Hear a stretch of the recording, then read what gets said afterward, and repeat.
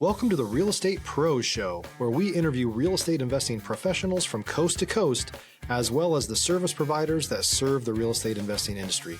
Our goal is simple: share what's working now to help you improve and scale your business to the next level and meet the pros that can help you get there. Real Estate Pros is powered by Investor Fuel, America's leader in helping real estate investors and professionals build the business you need to live the life you've always dreamed of. Let's start today's show. Property insurance for real estate investors doesn't have to be difficult, but it does need to be there to protect you when you need it. MyInvestorInsurance.com not only provides insurance at 15 to 30% cheaper than traditional agencies, it's built specifically for real estate investors like you. You can set up an account in about 2 minutes, get quotes on properties, turn on and turn off insurance for your fix and flip or rental properties in around 2 minutes without having to talk to anyone directly, all through our portal. There's no better way or faster way to make sure you've got the coverage you need to protect you, and no more lengthy policies either. Once you're set up, you're billed monthly and prorated by the day for however long your policy is active. It's powered by MSI, the third largest independent MGA, with 1.5 million customers and more than $1 billion in cumulative premiums written. Get set up today in about 2 minutes at myinvestorinsurance.com/fuel. Hey folks, welcome back to the show. Today's guest is a full cycle real estate investor focused on strategic growth with experience in single family, small multifamily, land development, especially in the Gainesville market she's based out of, bringing a sharp eye for opportunity and execution. Arden Hillstrom with Infinite Land and Growth. Arden, welcome to the show. Thank you. Thank you for having me. It's great to have you on. I always like to start off at the top by asking folks how they got into the real estate space. Lovely question. So I started in the real estate space in 1999, and I got into the space because I wanted to be an investor. At that time, things were moving for people, but me being in my early 20s at that time, it wasn't a popular thing. But for me, I wanted that flexibility. I thought real estate investing brought freedom, flexibility, and that's what I was about. Did you come from a background of real estate? Were there lots of real estate people maybe in your family or in your sphere of influence? A little bit. So I had one aunt that also started investing in her 20s, and she bought a huge amount of land in Florida. And I at that time I was in elementary school, but I remember watching her with the contractors and her talking to us, and she said, "Oh, we're gonna make this street this and this street that," and I'm thinking, "Oh my gosh, she's gonna house so many people. I want to do that." And so you said, I'm going to follow in the footsteps. 1999, I imagine that was kind of a great time to get into real estate. Probably a lot of, I would say, financing that was good and favorable, and maybe some favorable conditions, especially in Florida. Probably a booming area. It's booming now, but even more so then because of how much opportunity there was, right? So when I started in up north. And Okay. so it was during 1999, it was not a lot of creative financing going on. It was more so of you brought your 20% or your 30%, and interest rates were 15%, 18%. So you really had to figure out, okay, I have this many dollars, but I want this many properties, and how am I going to make it stretch? So I guess the creative came from, okay, you have this many properties, I have this many dollars. Can we figure out a way to get it closed?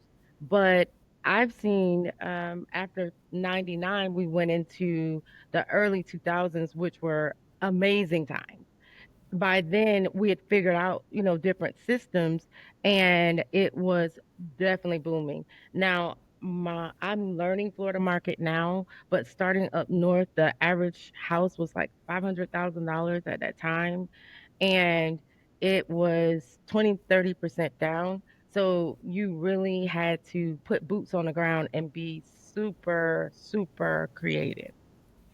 Now, interesting, a lot of interesting touch points there. You mentioned investing. Stop living on an island and join the #1 mastermind in America for professional real estate investors. Investor Fuel is a community of hundreds of the nation's top investors working together to build stronger businesses and better lives.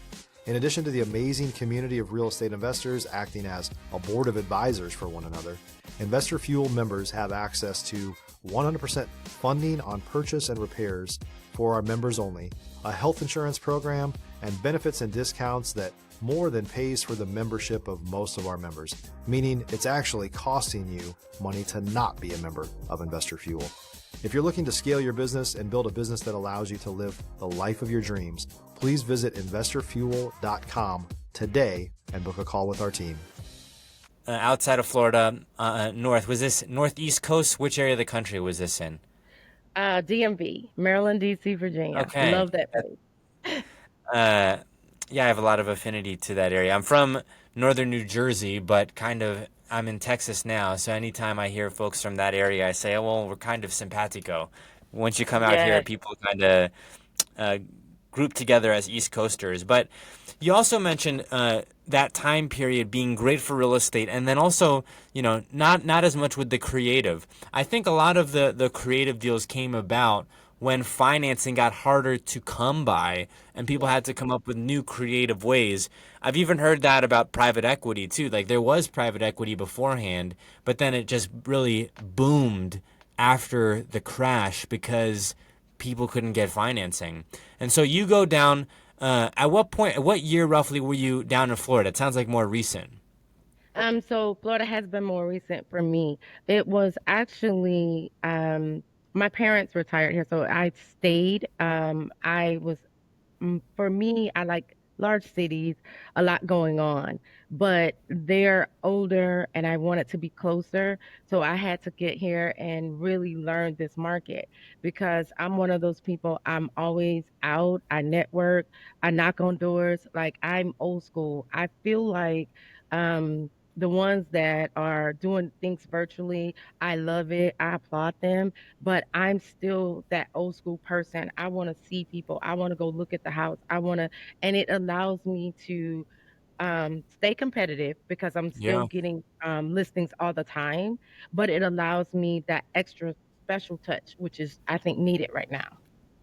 I think you're exactly right. There's no replacement for that type of feedback that you get from being able to, touch the turf and go to these areas. I completely agree with you. And I do this remotely. And so I say I always try to get tapped into the community out here. I want to talk about going from DMV area to Gainesville, right? Two totally different areas. I'm not too familiar with Gainesville, but I do know Florida is like a hotbed of real estate entrepreneurs from really all over the country. I've Yes. spoken to people in Miami, and then, on the west side, you've got St. Petersburg and Tampa, and then I've spoken to people in So like New Smyrna Beach. Gainesville falls in the middle of St. Pete and Tampa, Orlando. Those are the same buyers. I think it's great. I've had so many people on the show from Florida. I say, I'm going to move, I don't know where, but I'm going to move out to Florida because there's something in the water out there. I don't know. I think I might go to St. Pete, Arden. There was a lot of people who I've had on the show who said, apparently there's like some level of, I'm coining this, there's some level of competition. They will doubt it. I've spoken to a lot of people who said, no, we're not in competition with Miami. No, Miami's not in competition with, Tampa. But then when I have folks on the show, they're like, this is why you should move to Miami. This is why you should move to St. Pete or Tampa. And I said, I think okay. St. Pete is a baby Miami. I would agree with them. I think St. Pete, it brings a small town, quaint time culture, but it also brings about with the beauty and the aesthetics of everything that they have going on, a little Miami. So yeah, I know I haven't ventured as far as the St. Pete yet. I've gotten close. Like I'm doing things in the villages and Ocala and Orlando and Tampa, like everywhere neighboring, but I have not hit that yet. I plan to. I just haven't done it yet. I think one of the interesting things about real estate and talking with so many people is you have to have the ability to pivot, to adapt, to geographically relocate, to invest without borders. How many people from the East Coast? If you're looking for consistent, high-quality leads, look no further than Investor Machine. Investor Machine isn't just another agency, it's the most sophisticated, data-driven lead generation company on the planet for real estate investors, and serves the role of being not just a lead generator for your business, but a marketing partner that is helping you achieve your goals along the way. Go to investormachine.com to learn more and schedule a call with our team today.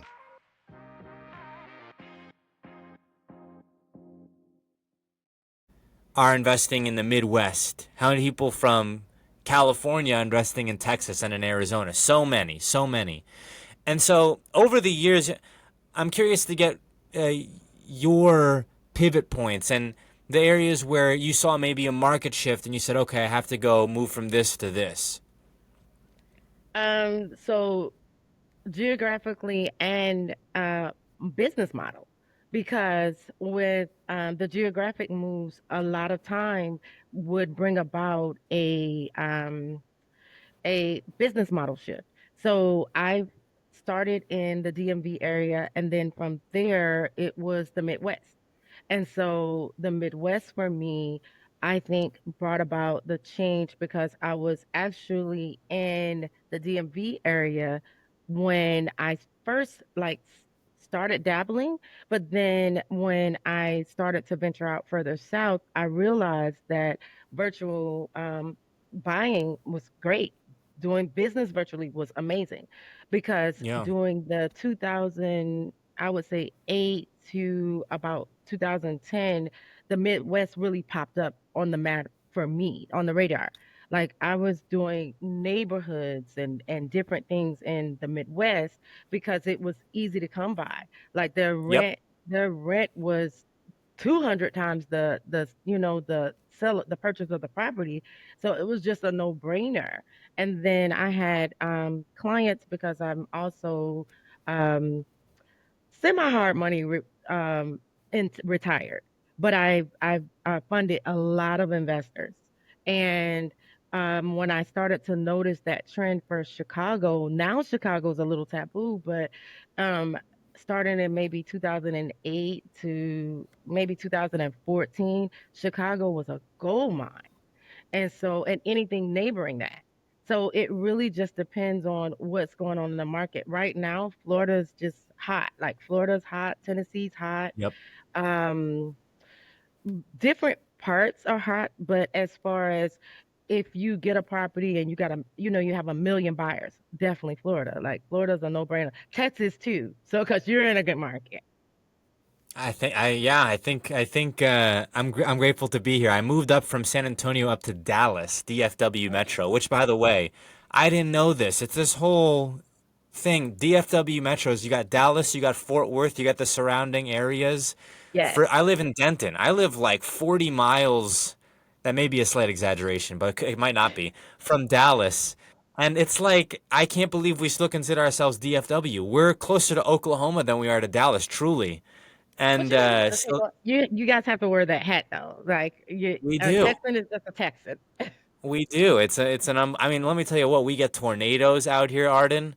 We've had tornadoes that collapsed a shed on the ranch that threw a rod through my pretty car that I ended up selling because of that. But Ooh, I know that's I nice. said, I didn't know there was going to be tornadoes. But I do want to pivot here and talk shop about wholesale because I would call myself a wholesaler by trade. I'm a Okay. real estate agent now, but haven't done deals as an agent. I just got licensed earlier this year. And I'm really passionate about working with investors. And that's kind of where I see myself scaling. And I think there's a lot of opportunity for all people, regardless if they have real estate license or not, to think and be investors. In many of the cases, people start out in wholesale. So I'm curious to get your take on the business and in wholesale in general. So, I do know, for me, I had gotten my real estate license a long time ago, but I primarily, like you, I only wanted to work with investors. I got it just to get houses at that time because I didn't know any other way to get houses. So, but as wanting to be a realtor that works with investors, I think that it's really important that you If you're a new or newer real estate investor looking to launch or grow your real estate investing business, please check out Investor Fuel Club. It's a coaching community, but unlike anything you've ever seen before. And you can actually partner with members of our mastermind from coast to coast on deals right in your market. There's no better opportunity to build a consistent business than to literally partner with pros to help you avoid costly mistakes, avoid the need for capital to do deals, and help you eliminate your fears as you're starting your business. Learn more about Investor Fuel Club at investorfuel.com/club. understand the numbers or understand the solution that they need.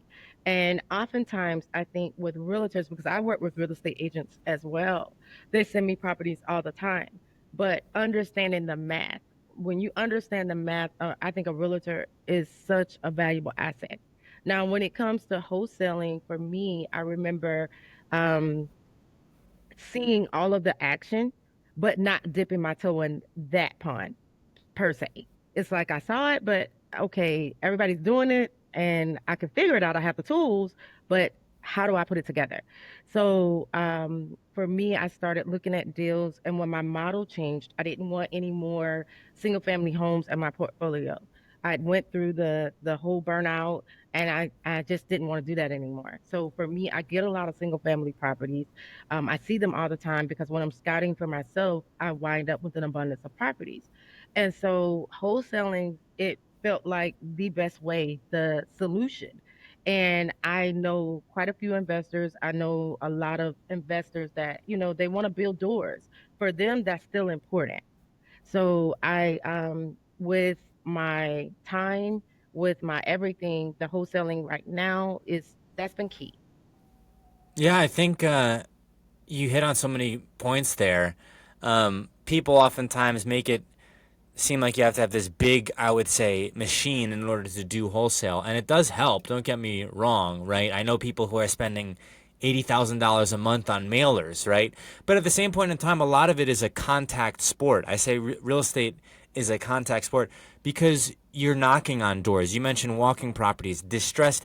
I really have done most of the deals that I've done, either by myself or working with uh, other people as a JV partner or Mhm. with companies, uh, has been distressed property. It's all distressed property. And so you realize, like, in order for this to get an HGTV level flip, you really do have to hit the pavement, so to speak. One of the strategies that I think a lot of people do, and I've been involved in this, is you have foreclosure lists, right?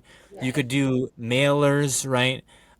You could also do tired landlords. But I think an interesting strategy, which I'm seeing more and more of, is land wholesaling. And I know you have land out there, and there's a lot of land over here. I think that's a huge opportunity.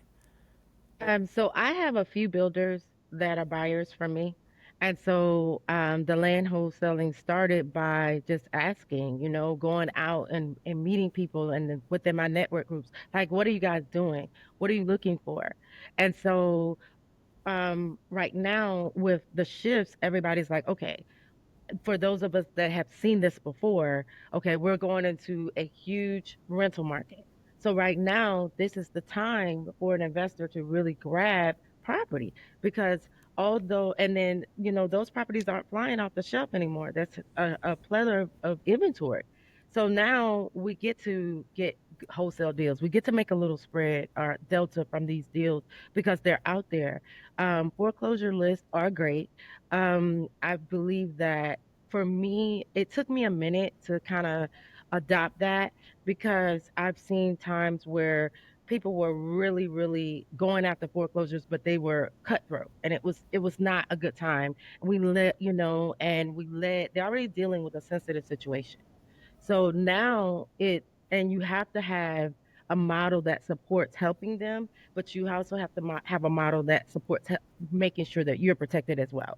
No promises, no utopias at the end. This is what it is. This is our deal. This is what it is, and this is my solution.